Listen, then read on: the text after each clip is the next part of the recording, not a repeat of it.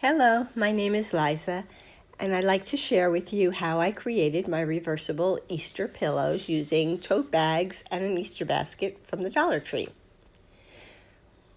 The supplies you're going to need is one of the fabric canvas Easter bunny baskets. You'll need 2 tote bags because we're going to make 2 pillows. The 2 that I used aren't pictured here, but this is for the general idea. I laid my basket down flat and measured to see how, with what I was going to cut a circle out, to see how much of the fabric I needed to cut off. So I cut the back from the front, and then I used an embroidery hoop as my perfect size, and I traced it so that I could cut it out. So now I have just the face in the circle. I also removed the ears. They were just easily sewed on and they were pleated, so I just took the pleat out as well.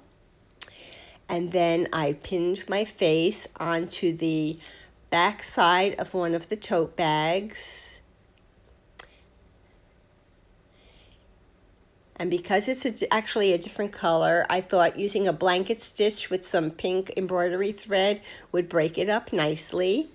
Google or YouTube blanket stitch if you're not familiar how to do this. Before I sewed the top part of the circle, I did insert my ears, and I just continued to blanket stitch until the whole circle was sewed onto the tote bag, and the ears are going to still be floppy. Then I took some polyfill and I put it inside the tote bag. Of course, I cut the handle off and I only folded over the bottom seam of the tote bag and I sewed it shut, and the pillow is complete. Then I found a peep image on Google. I printed it out, cut it out, and then I put them onto the remaining piece of the basket.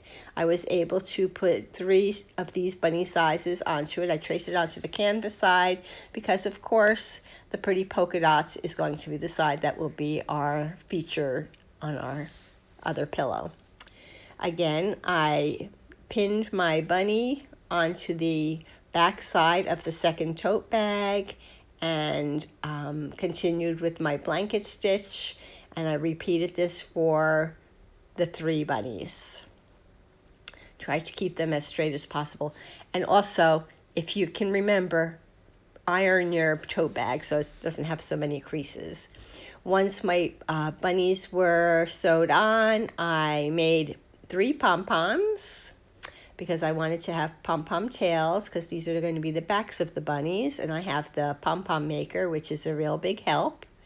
And then I just stuffed some polyfill back into the tote bag, cut off the handles, and then folded over the seams of the one end of the tote bag and sewed it closed by hand.